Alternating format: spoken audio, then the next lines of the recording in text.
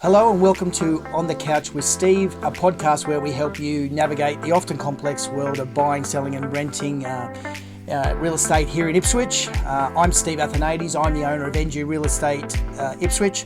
I'm joined today by Steve Beach from Stanford Financial. Thanks for coming along, Stephen. How are you? We're very good and absolute pleasure to be back again. Lovely. So obviously today is the 1st of August and we're talking all things interest rates. Definitely. So, mate, without any further ado, what happened with interest rates? So we've got good news again. They have decided to keep rates on hold. So the cash rate Yes, that's very good. does remain at 4.1%. So I guess from the lows in COVID where we saw 0.1%, we're still sitting at a 4% rate rise since then. So. Okay, so now we both predicted, we thought interest rates would go up. I 100% thought they were going to go up until probably about a week ago was when we started seeing some of the information that's come through for the RBA to make some of those informed decisions. So we started seeing inflation rates like the GDP and everything along those lines. Won't go in too technical, but I guess a big predetermining factor is the whole reason why we lift interest rates or the cash rate is to stem inflation, to stop consumer spending, Yep. so everything doesn't continually to go up. So cost of fuel and bread and importantly rent, which has been I guess a big target for a lot of people. We did actually see the predicted inflation rate was at 6.2% for the end of July, and it came in at 6%. So, well, that's good. That's positive. So we're heading definitely in the right direction. So unemployment still actually remains at all-time low, but they're not as concerned about that as once they were before. Were we talking last episode about the fact that 130,000 people needed to lose their job?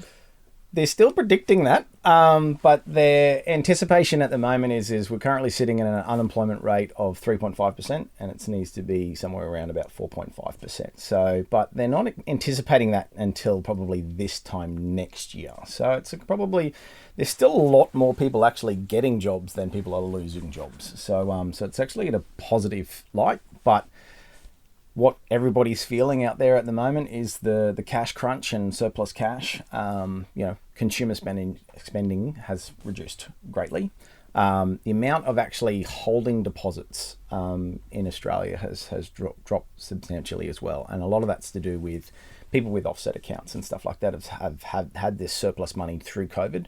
Prior to COVID, there was a lot of money, but $750 billion in cash reserves in Australia. Across everyone's bank accounts. Yes. It went up to $1 trillion through COVID. So a lot of people sort of, I guess, held money back. I think a lot of that was contributed towards where people took their super out as well. Yes. Sort of influxed a lot of cash into people's bank accounts. And that is slowly dwindling away, which again, I think was a pretty So people have spent. People are spending that surplus money that they had. So that's a big thing moving forward, I suppose.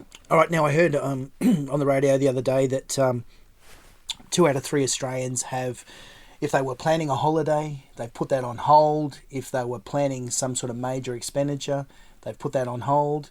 Is that what is that the end result that the RBA was looking for?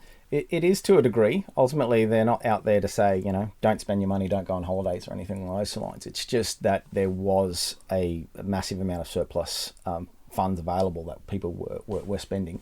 A lot of that to do with, interest rates being so low. It was so easy to get money, and even on a set income. And when you think about, repayment wise, a lot of people's mortgages have gone up $300 to $400 per week, but people's wages haven't gone up $300 to $400 per week, and that's where the stranglehold is, and that's essentially why they wanted to curb that inflation, so to stop the rates from continuing to go up, so they can come back down to see sort of an equilibrium. I guess when we look at the cash rate at 4.1%, the last time the cash rate was that high was back in 2008, just prior to the GFC. Yeah. So we did see at that point in time they did drop quite, and then it's been a sort of a fairly low consistency. And then what we've just seen over the last, for 13 months where we saw 12 rate rises, appreciatively we've had 2 rate pauses. I don't think we're completely out of the woodwork yet in regards to people who were talking to me today about, do you think rates are going to start coming back down? No, I think there still needs to be a a steadying of the economy prior to we seeing rate reductions, which everyone is forecasting. Economists, banks. I was in a NAB forum and even a Westpac one, where they were talking about what they were predicting, I guess, sort of 6 months ago, what they're predicting now, what they're predicting in the next sort of 6 to 12 months. And they're all on the same page. They've all sort of said the cash rate they were anticipating to go to 4.6. So that was 2 more rate rises. I think we've skipped one. So I think we probably may only go to 4.35. But they're all, big news is they're all predicting 3.6 will be the cash rate at the end of next year. So, which is all about those rate cuts, which is what we're all looking forward to. So, okay. To see. Well, that's good news. So a bit of a clarification there from the RBA about what they think is going to happen. Now, every single episode we ask, obviously, our viewers to give us some feedback, tell us what they liked about what we're talking about. And amazingly, we got some feedback. What they did actually ask is, why would you not? We said one of our last episodes that neither one of us would recommend fixing our rates Personal loan just right now. Me for different reasons to you, but a lot of the people at home are saying, well, why would we say don't fix rates? So do you want to jump into that one? Well, I can definitely elaborate a little bit more on that. Again, this is my personal opinion, but I can explain why I guess I've chosen to go down that avenue. I guess when we're talking about where the cash rate's going, so that's more to do with where variable rates lie. Fixed rates, we've actually seen fixed rates for most banks actually go up over the last sort of 2-3 weeks. So we've seen some banks lift as much as 0.6%. Some banks have only lifted sort of 0.1, but they're all still lifting fixed rates. Now, the fixed rate market is to do with, I guess, long-term money making. So that's mainly for borrowing overseas versus borrowing from internally here in Australia. So with the fact that I guess 3-year swap rate is still increasing, means fixed rates will still increase. Now, when the bank actually lends you money on a fixed rate, I guess if you were to break that loan, so the question I guess I've been asked is, so Steve, if I fix now and then rates go down, I'm just going to refinance at a cheaper rate. And that sounds great in theory, except for the bank secured your money at this particular rate. So when the rates start going down, and which is what we saw through COVID, is you're going to get what they call as an economic break cost. So at the wholesale rate of what time they borrowed the money to what that rate's going to be when they sell the money back to the bank, they have to pay the difference between. So that's why when most economists and the RBA and everybody's talking about rates going down next year, I said I wouldn't fix because I would be too concerned about getting locked in and then having to pay a break cost in the future. So that's been the complete opposite of what's happened. As rates were going down, okay, people were obviously they were in a situation where the bank would actively encourage them to break because they could obviously then lend the money at different rates. Yeah, I guess it's more when rates are going up. So as rates went up, it's funny, they're going to charge a fee to get out if they're going to lose money. But as they make money, where we've seen a few people actually break their 4.5% fixed rate to refinance on a 6% variable rate because they're doing debt consolidations and other bits and pieces. Yes. So they're actually borrowing at a higher rate, taking the loan over a longer period of time to reduce their repayments. So that's great for the banks because they don't give you any benefit if you break your fixed rate early when they're in the green. But what we saw through COVID was as people were fixed at 4.5% and then all of a sudden rates went to 2%, we saw people getting $10,000 and $20,000 fixed rate bills. I can put my hand up. My fixed rate break cost was $11,367 for me to leave NAB to transfer my mortgages across to Members Equity Bank. And the big thing was I went from 4.8% to 1.89%. So, and my repayments actually dropped by sort of $600 a month at a much cheaper rate. But when I worked out that cost versus how much I'd save over a 3-year fixed rate, I was in front by about $17,000. So I guess I fronted the money up front, which would hurt. But I saved it over the long run. So. Okay, so what we're saying here now is we're being very specific. These are our personal opinions about whether you should or shouldn't enter into a fixed rate right now. Obviously, individuals would need to seek independent financial advice, which is obviously the prudent thing for us all to say. But you would need to make sure, based on your own personal circumstances, what's best for you. Now, there are going to be some people out there going to say, but listen, the reason I would think about getting a fixed term rate is because I physically have no more money, and if they continue to go up, I'm in big trouble.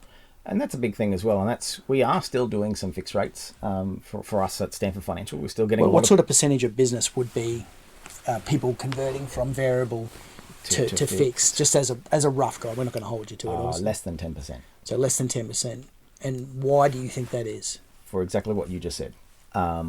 I've just seen my repayments go from $1,500 a month to $2,500 a month, and if it goes then to $4,000 a month, if they double again, I'm going to have to sell, and I'd rather lock in now at $2,700 a month and know for the next 12 months, 24 months, or 36 months. What your payment's going to be? My payment's going to be. Yes, I understand that the economy is going to move up and down, and I may be in a financially worse position, but the predicament I am in right now, this is the best for me financially and for my family. So they're things to take into consideration. And when we do offer, I guess, interest rates or finance packages, we always go, this is what your best fixed rate market is. This is what your best variable rate market is. This is the bank that has a combination of best fixed and variable. So sometimes it may not be, hey, I'm going to go to this bank because they've got the best fixed rate, but they may have a really high variable rate. And then you might only want half your loan fixed and half the loan variable. So it's then trying to work out which bank's going to be best suited for you. And that's why we always come to a lot of people with 4, 5, 6 bank recommendations, unless they just say to me, no, I just want a variable rate, or no, I just want a fixed rate. Then it makes it a little bit easier, because then we only have to recommend sort of 2 or 3 banks.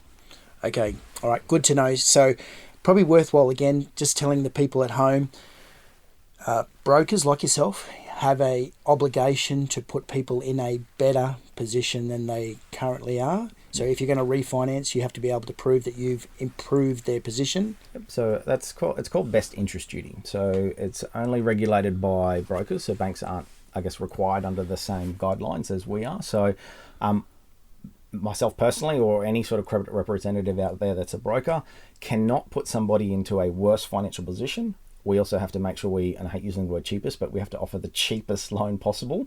So what we mean by that is taking into, I guess, consideration of your personal circumstances. So somebody that's a first home buyer with 5% deposit versus somebody that's got an investment property and 50% equity are going to get 2 different interest rates, and definitely going to go to 2 different banks. So we've got to work out what, under your circumstances, which bank's best for you and which is the cheapest. And then that may consider interest rates, fees, charges, what we call as a revert rate. So if you do fix and you go, once your fixed rate expires, then the bank's going to put you on a set interest rate, which we always call it bank loyalty tax, where you don't generally get the same rates that are on offer. You're going to get whatever the rates applicable to you at that period of time. And we're seeing people come off these fixed rates at 8% through, I'm not going to name banks, but there's a couple of the banks out there aren't giving clients the best rate in the market when we're through the same bank, we're offering 5.8%. These clients are coming off at 8%, and that's not fair. And that's why it's always best to, I'm going to say call your broker and talk to them. So we do have a due diligence of the fact that we must be in contact with our clients and make sure that they're on the best rates as brokers. That's what we're supposed to do. Banks don't have to do that. They just put you on whatever rate. You can call your bank and try and renegotiate, or call a broker and they can renegotiate one for you on your behalf anyway, or to go through a financial overview and make sure that you are being financially savvy with your money and when put you on the best rate, or like we're seeing is a lot of people doing debt consolidations and these type of things. So. Okay, so it's very important we basically let you know we're not bashing any banks in particular, but what we are saying is, obviously Stanford Financial, you're a brokerage in terms of you offer different products from different institutions. So and this is a real situation, people out there are struggling.